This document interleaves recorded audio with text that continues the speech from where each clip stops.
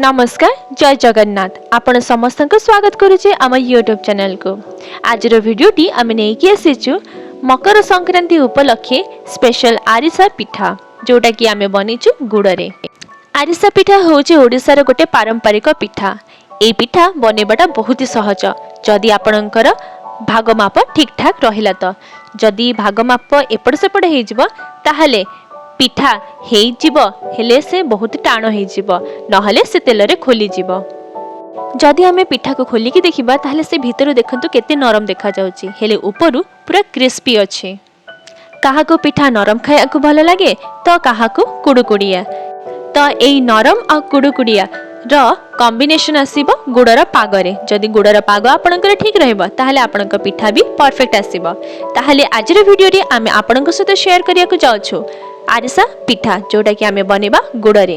वीडियोटी को आरंभ करबा आगे जदि नुआ करी विजिट करथिबे ताले तळे देथबा बेल आइकन को प्रेस करके चैनल टी को सब्सक्राइब कर नियंतु।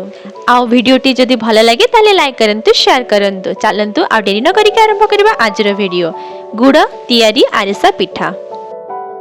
तो एठी हमें पिठा प्रस्तुत करिया पे प्रथमे चूना प्रस्तुत करबा। तो चूना पे एठी हमें अरुआ चावल नेछे। एठी हमें 1 केजी रो अरुआ चावल नेछु। एठी आमे चावल को 3 रु 4 थर भल भाबे सफा करिकी ताकू आमे 5-6 घंटा पर्यंत भिजेकी रखिथिलु।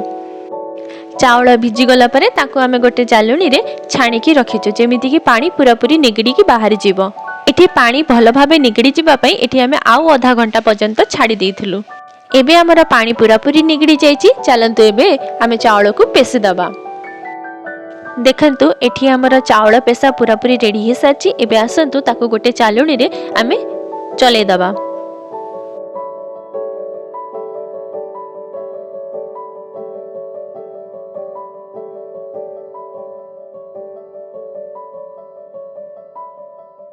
एठी देखंतु चावल चले सल्ला परे भी हमर खदड़ अंश रहुची ताकू पुनी थरा आमे जार रे देकी ता ऊपर चावल देकी ताकू आमे पेसी दबा। एमिति बार बार करिले लास्ट रे आपणकर खदड़ अंश रहिबनी आ जदि भी रहिबो से बहुत कम मात्रा रे रहिबो। पिठा रे जेतिकी चूना व्यवहार हेबा कथा आमे सेतिकी चूना व्यवहार करि सल्ला परे बाकी चूना को स्टोर करिकि रखि दबा। चूना को तो नॉर्मली खरा रे सुखेकी ताको स्टोर करिकि रखा जाई थाए। हेले आपनको जदि जानिबार अछि बिना खरा रे भी आपण चूना को बेसी दिन पर्यंत केमिति स्टोर करिकि रखि परिबे ताहले आपण ताको कमेंट बॉक्स रे लिखंतु। आमे आपनको पई बहुत जल्दी गोटे वीडियो नै कि आसीबु।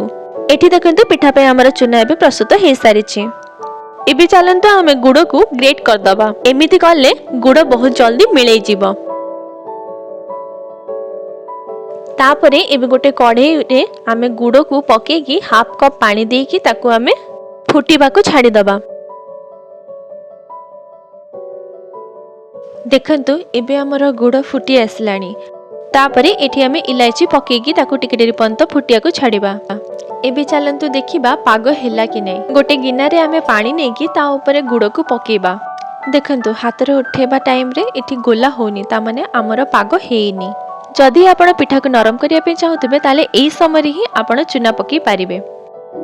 हेले आमे पिठा को आउ टिके कुडुकुडिया करिबा पई एठी आमे गुड़ को आउ टिके डेरी पर्यंत फुटेबा। देखंतु एठी हमर पाग रेडी ही जाईची। एबे चलंतु चूना पकेबा। मने रखिबे आपण चूना को पकेबा समय रे एका सहित पकेकी ताकू मिसेबेनी ताकू अल्प अल्प करिकी पकेकी ही मिसेबे। सेति पई एठी आमे भी अल्प अल्प करिकी चूना को पकेकी ताकू खळी पई प्रस्तुत करिबा आ खळी को टिके डेरी सिजिबा पर्यंत भी छाड़ीबा। एठी देखंतु एबे हमर खळी प्रस्तुत हे सारिछि। तापरे एठी हमें राशि पकेकी ताकू भलसे मिसेई दबा। एबे हमर आरिसा पिठार पाग पूरा पूरी रेडी हे सारिछि। एबे चलंतु ताकू आमे ओल्हेकी रखि दबा। एपटे तेल गरम हो हो सेपटे आमे चलंतु पिठा को गढ़ी दबा। पिठा गढ़ीबा पई एठी आमे प्रथमे गोटे जरी को काटिकी सेथिरे तेल लगे देइछु। तापरे एठी आमे खळी को नेकी पिठा को गढ़ी दबा। एठी आमे किछि सादा पिठा गढ़ीचे तापरे एठी आमे राशि पिठा भी गढ़ीबा। सेति पई प्रथमे आमे जरी रे किछि राशि को पके देकी ता ऊपर आमे पिठा को रखिबा। देखंतु एठी हमर आरिसा पिठा गढ़ा ही जाइछि सेपटे हमर तेल भी गरम ही जाइथबो। एबे चलंतु आमे आरिसा पिठा को तेल रे छाणीबा। मने रखिबे एठी पिठा छाणीबा समय रे आमे फ्लेम को मीडियम ही रखिबा। देखंतु पिठाटी केते सुंदर एठी फुली जाइछि। एबे पिठा को आमे हल्का प्रेस करिकि जेतिके तेल अछि ताको बाहर करि दबा। ठीक एही परी बाकी पिठा गुडा को भी चलंतु एबे आमे छाणी नबा।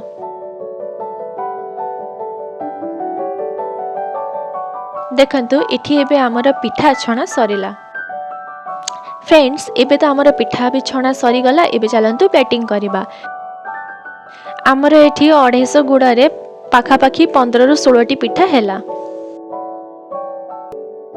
फ्रेंड्स एटा थिला आजर हमर रेसिपी गुड़ तियारी आरिसा पिठा। आशा करूची आपनको आजर वीडियोटी भल लागिथिबो। जदि भल लागिथिबो ताले कमेंट बॉक्स रे लिखिके जणांतु। एई मकर संक्रांति को आपण आपणक घरे गुड़ तियारी आरिसा पिठा करिकि निजे भी खांतु और समस्त को खुआंतु। देखंतु एठी मु आपणको आरिसा पिठा फाळिकी भी देखि दउछि। देखंतु से भीतर अंशटी केते भल से हेइ जाइछि। देखिबा को जेमिति स्वाद रे भी बहुत ही टेस्टी। आज पई एतिकी पुणी थरे देखा हबा गोटे नुवा वीडियो नुवा ब्लॉग सहित। आपण समस्त को मकर संक्रांति रा हार्दिक शुभकामना। जय जगन्नाथ।